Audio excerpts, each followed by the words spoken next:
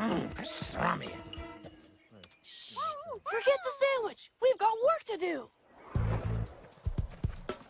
Wow! What is this? Milo, take a picture!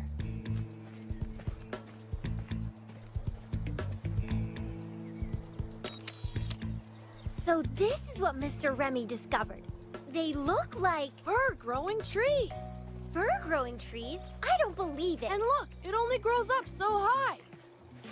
What do you think, Milo? I'm still thinking about my sandwich. Your sandwich? You have a whole knapsack full of food. You're right. There must be something in here to cheer me up. Guys, what would cause a tree to grow fur? Good question. I'm going to take a sample. Clue number 1. Strange fur-looking substance. Banana? No. Pickle? No. It must be a new kind of moss or something. I'm not so sure. But the proof is in the pudding. You have pudding? Perfect! Huh? What's that? Is someone back there? Quick, hide! Ah!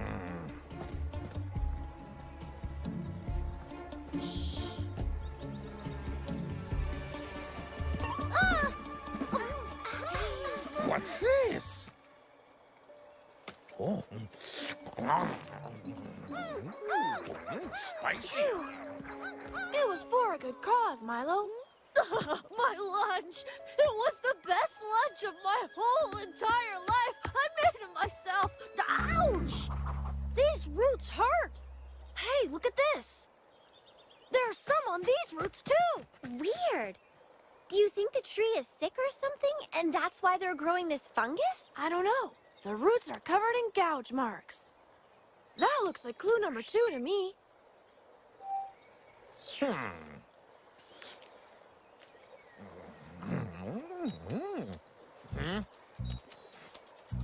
Hey!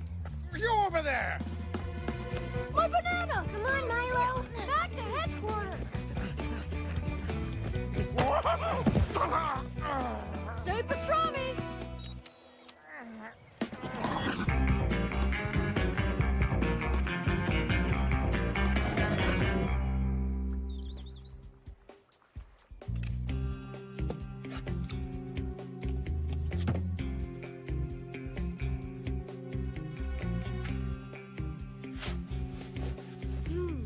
As far as I can tell, the sample really is fur. Darn bug bites. I've been reading everything I can, and I haven't found anything about a tree that grows fur. Could this really be the first? Let's look at the photos. Maybe there's a clue there.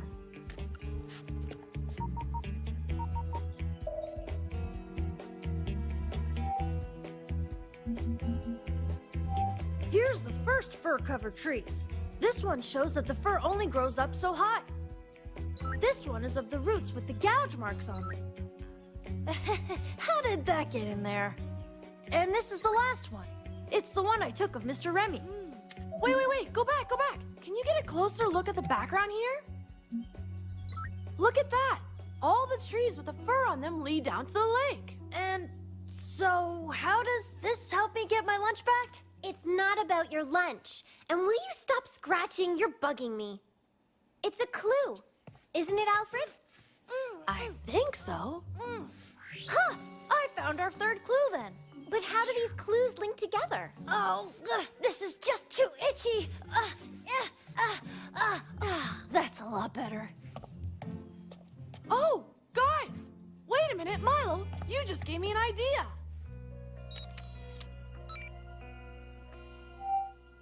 I think I figured it out.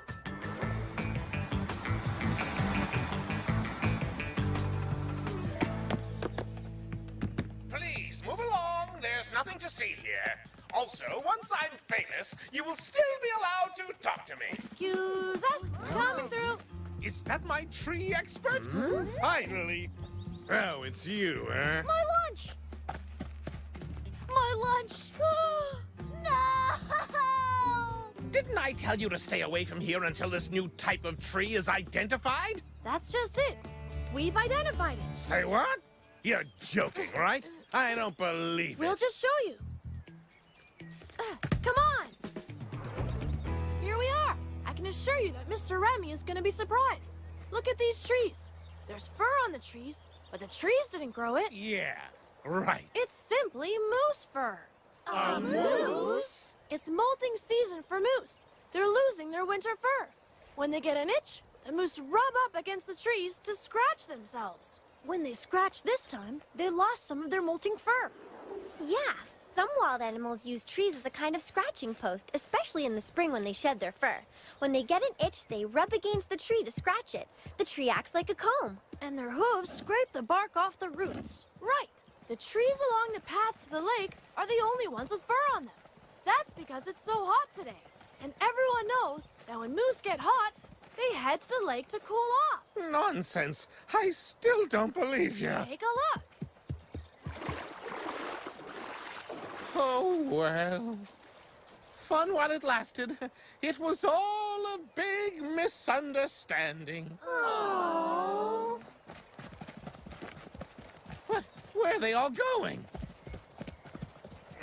Of course, we do have another wonder in Gnarly Woods, a super sleuth.